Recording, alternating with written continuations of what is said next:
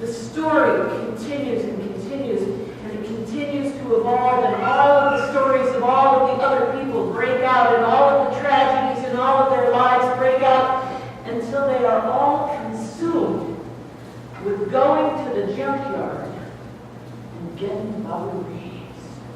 And they try to burn him out. And they set fire to this junkyard. And finally, Marlon Brando, who has been beaten within an inch of his life by the bullies of the town, saves Bobby Reeves and takes him in to jail, where he's going to be able to tell his story. But Lillian Hellman wrote this screenplay.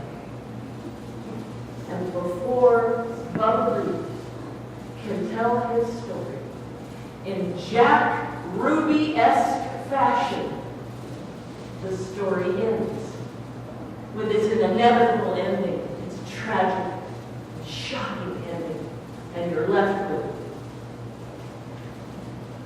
what happened. Because for some reason, even though we know the ending is going to be a tragedy, we still hold out hope for a moment. Just like Martha and Mary in Jesus' story today. They hold out hope for the moment. If you had been here, you would have had a different outcome. There would have been a different outcome. You would have made it better. You would have healed my brother if you had been here. I invite you to take all of the faces of those stars from the chase and put them on the characters in Scripture. Have you ever done that? Have you ever put a face on characters in Scripture? Well, I'm sure you have for Moses. Right? Moses is Charlton Heston, right? And Jesus could either be Jim Hunter or Max von Sydow or Willem Dafoe or Jim Caviezel. Right? 4 choices there.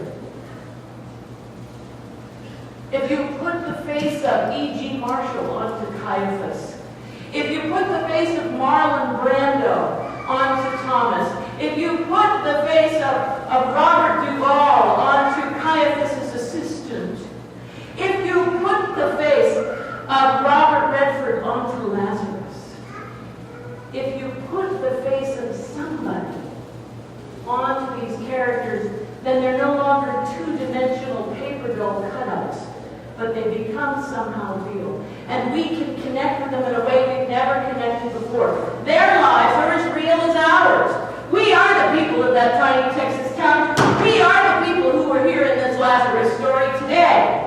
We are the tragic people who surrounded Mary and were weeping and wailing. We are those who wanted to go to that tomb and witness what Jesus was doing. And we are those who made a decision whether or not to believe or go to the Pharisees and tell them what happened.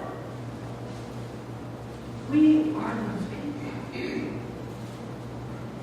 What Jesus did today in the story of Lazarus was to give us a different look of life and what it can be.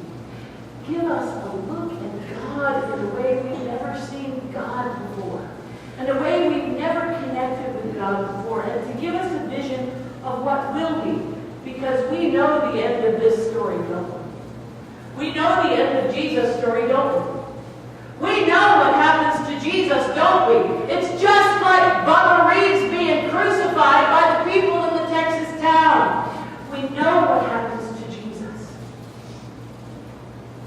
But today, in this Lazarus story, he gives us a glorious glimpse of something beyond tragedy. He gives us a glorious glimpse of the promise of God that there will be resurrection. There will be not just resurrection at the last day.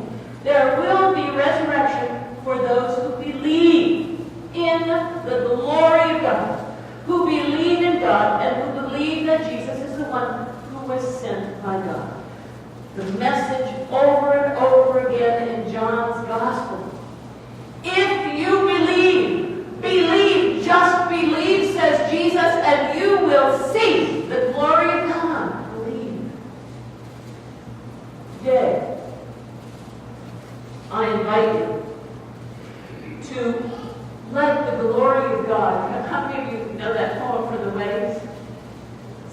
old, some be new.